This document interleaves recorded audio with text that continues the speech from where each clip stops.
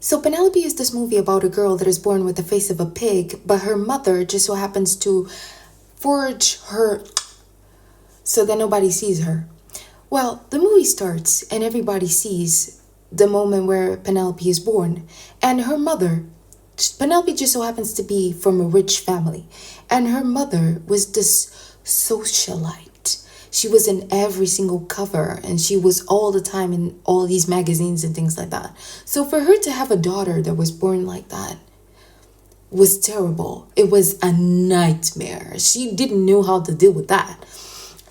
And she showed, because she even got to the point of asking a doctor when she was a baby with days, if he could make like a surgery on the girl's face and ears. Just so you know, she was already like, I will pay anything for you to do the surgery on her. This lady. Now, everything starts because this is a romantic comedy slash fantasy where Penelope's family was cursed in the past because one of her great grandparents had an affair with a maid from their house, and he got the maid pregnant, but he married somebody else. He married a blue blood like him. He didn't marry the maid. So the maid was feeling so ashamed and she was so in love with him, but she knew that she was not going to marry him. She decided to take her life. Yeah, she did that. She did. And her mom, that was the town witch, was pissed. So she went to their door and she decided to curse them. And she said, the next girl born in this family will be born with the face of a pig. And the only way to break this curse is if one of your own kind loves you the way that you are. Now, everything was fine. Everybody was seeing that. Penelope's mom waited for her to grow. Her father, everything. When she reached the age of 18, they decided to start having Penelope have these dates, right? To meet these blue blood, these rich kids, right? But every single time that she was to meet these people in her house, because another thing, her mom kept her in her house since everybody thought that the girl was, right? She never left the house. Never left the house. That's a detail that is very important to say. She never left the house. Her mom never let her. Now, she was having all of these dates. And every time that the guys would go there, they would run after seeing her. Because they would think that she was bizarre. Like none of them would understand. They would all be like, what? How is she like this? They all, several, throughout years, they were doing that. Penelope got tired of that.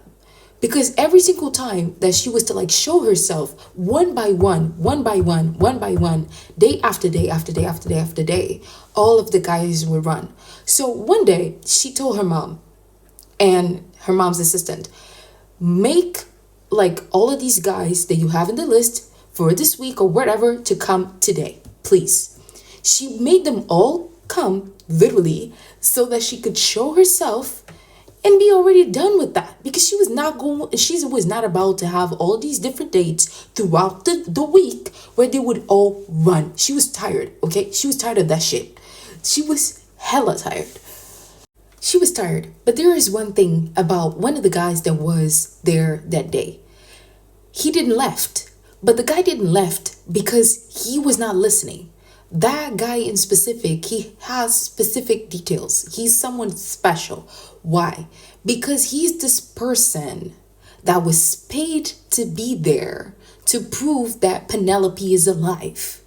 Yes, he was paid by this journalist to go there to take a picture of Penelope to prove that she's alive, because that journalist has this vendetta with Penelope's mom, because since the funeral, the so-called funeral of Penelope, he already knew that the girl was always alive. So throughout those whole years, he was always trying to prove that the girl was alive. He spent his whole career trying to prove that that girl was alive, because he lost job after job. He was like embarrassed. Nobody believed him. So now this was like a matter of like honor to him now.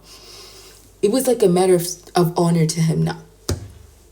So after one of those blue bloods went there and went outside and was telling everybody in the town that Penelope, oh my God, she was grotesque. The girl was this and that and whatever. He was making this image like she was like this ferocious animal, like she was so scary.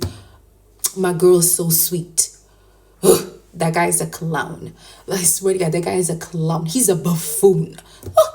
I swear to God, he's a buffoon. The only thing that he had was money. But basically, he did all of that. So that journalist found that guy.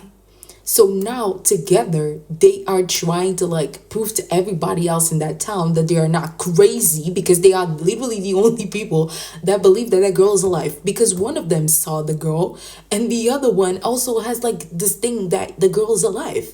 So they paid this other guy that is like, he's a gambler. He's a gambler. All right. But now the journalist thought that he was a blue blood, but he's not. And that's a very important detail throughout the movie, but I'm not going to explain that right now. So basically that guy was there, right? And he was the only guy that didn't left that day. So Penelope was like, when she went to her room after leaving the room where they were all gathered, and basically the guy was there, but she didn't know that he was there because he was like on the ground, because he had the camera and the camera started like flashing and he was about to get caught. But in the middle of that confusion, he was able to actually like be in the ground and like pretend that nothing was happening. So by the time that he was composed, Penelope was in her room. Her mom and her assistant were looking at the camera and they were like, one of them stayed. So Penelope's like talking through a microphone that she has in her room. And she can look inside that room where he is through like this mirror that is like connected. She can look at them, but they cannot see her from inside her room. So basically she's like, did you see? And he's like, what? Did you see? Did I see what? No, you haven't seen. But did you see? So basically she was like this. And their relationship starts like that. And he starts going there to see, or better yet, to speak with Penelope every single day. Their relationship starts like that. He doesn't see her. Their relationship starts like that. They talk about what's your favorite instrument? What's your favorite book? What's a bunch of favorite things.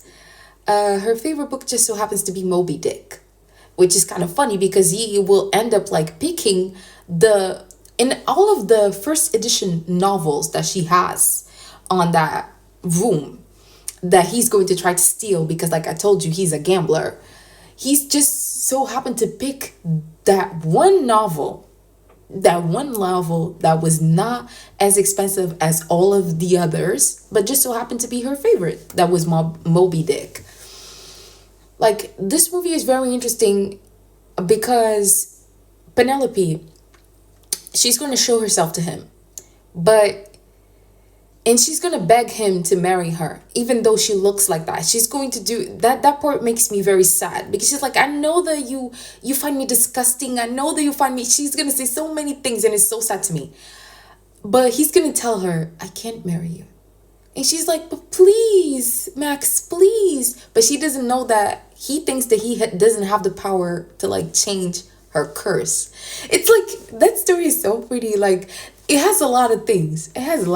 Like,